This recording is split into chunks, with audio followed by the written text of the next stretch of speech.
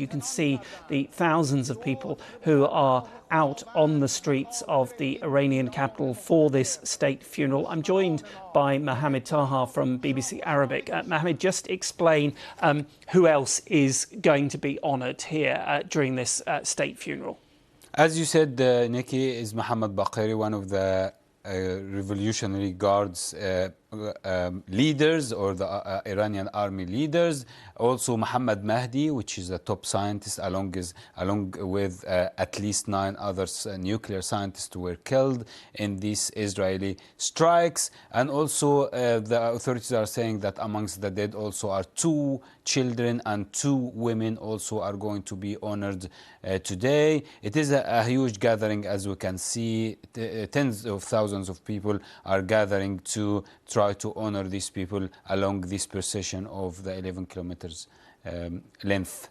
This is the first major public event since the ceasefire. Indeed, this is the biggest event that we can see. We can see lots of, as we can see, defiance and chants.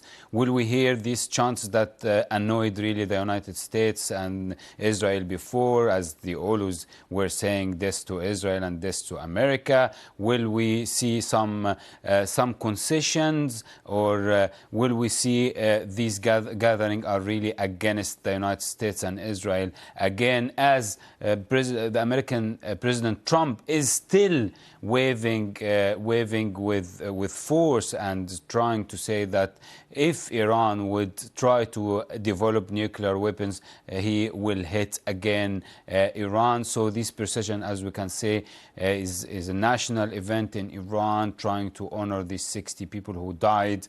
And it is interesting to see that Iran started to talk about numbers. So during the 12-day confrontation between Israel and Iran, we did not see much information about the people and the number of people who died. And this confrontation ended by the United States bombing 3 of the Iranians' sites in Fordo, Natanz, and in Asfahan. Yeah, you mentioned President Trump saying that he would absolutely consider bombing Iran again.